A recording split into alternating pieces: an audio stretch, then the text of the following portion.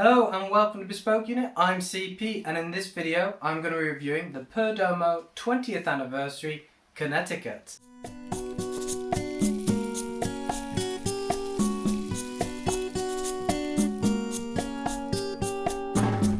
As per usual, I'll be using the Bespoke Unit cigar formula, a quantifiable review matrix that you can use at home. Simply look in the description where you'll find a link to a guide which teaches you how to use it and produces also a blank PDF version. Similarly, the cigars were stored in the Boveda acrylic humidor that you can see behind me for a period of 3 weeks to ensure that the cigars were properly acclimated in preparation for the review. They were stored with 69% Boveda packs and were monitored with a Boveda butler. With that being said, let's jump into the review. Well, first of all, I admit that I didn't know much about the 20th anniversary series from Perdomo, and this was an interesting experience to say the least. I'll be reviewing each of the 20th anniversary installments, starting, as you can see, with the Connecticut over the next couple of weeks. So first of all, these are made at the Perdomo factory in Esteli, Nicaragua, also known as El Monstro, due to its sheer size. I think it's 8,500 meters squared of factory floor. The method for its construction is the accordion method. Its wrapper is particularly interesting. It uses an Ecuadorian Connecticut wrapper that was aged for 8 years and then spent 8 months for further aging period in, I believe, whiskey barrels. The binder is Nicaraguan Cuban seed and the filler is Nicaraguan Cuban seed as well. I don't have specific information with regards to the varietals used, but from what I know, the Perdomo family used their own tobaccos from Esteli, Condega and Jalapa. Jumping into the look and feel. So first of all, we have a very beautifully presented cigar with, there are maybe a couple of hidden soft spots under the body, but overall very neatly presented indeed.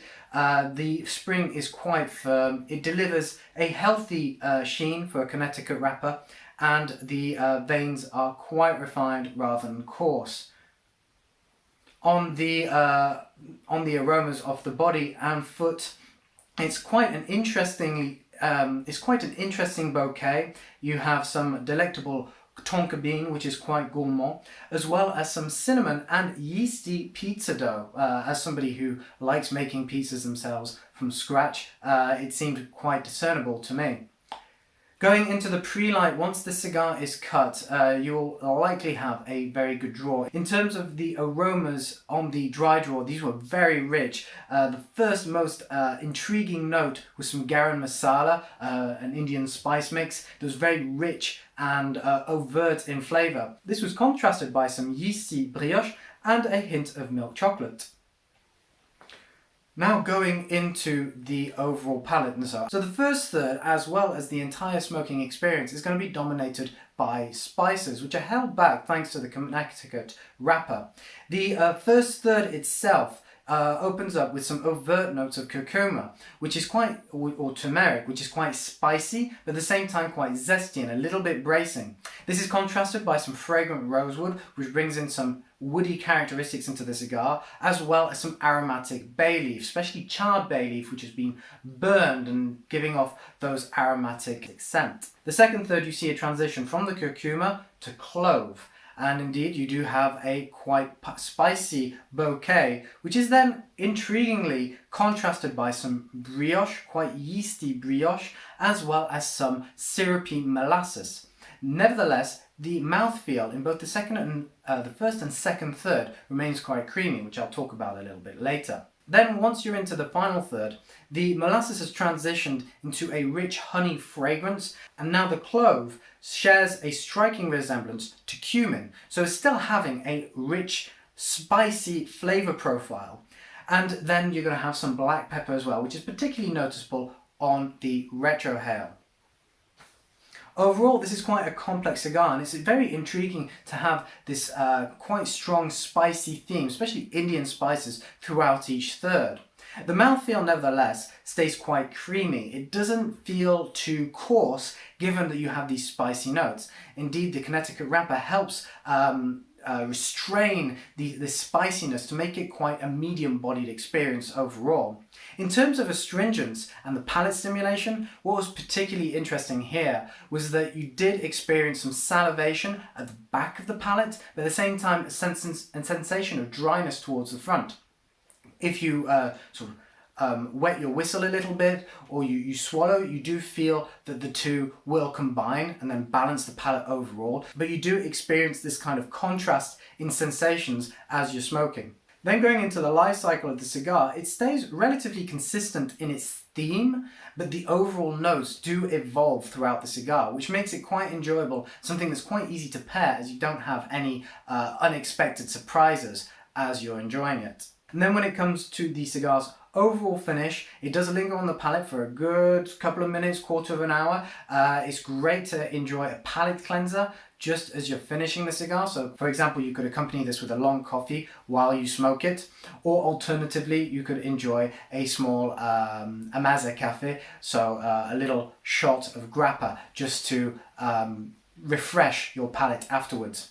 And then when it comes to the residual scent of the room, given that this is quite a spicy cigar with a Connecticut wrapper, it isn't actually that offensive, and in fact is quite pleasant, and it leaves a nice hint of some of the creams and some of the yeastiness in the air, as well as a hint of spice. Moving on to the overall burn and construction of the Perdomo 20th anniversary. So first of all, the draw stays consistent throughout the whole smoking experience. You don't get any tightening or loosening of the roll, so it stays very pleasant and gives you just the right level of resistance.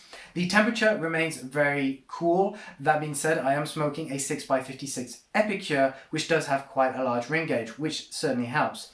The burn line can get a little bit wavy. This hasn't had any touch-ups, and I'm only a third of the way through, and as you can see, there are a little bit of just a couple of little runners there starting to shape up, but this can touch up very easily, and this was also the case of the earlier cigars that I smoked.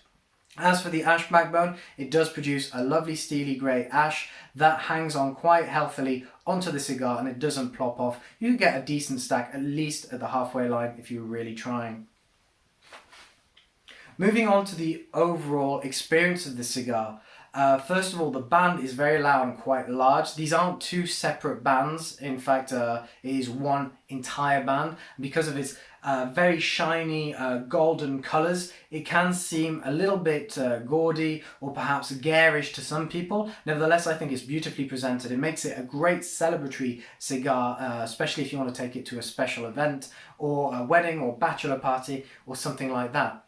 The box I have is a little bit different. I don't have the full 24 cigar count box. Instead, I have this presentation box, which Paul, I believe, picked up online.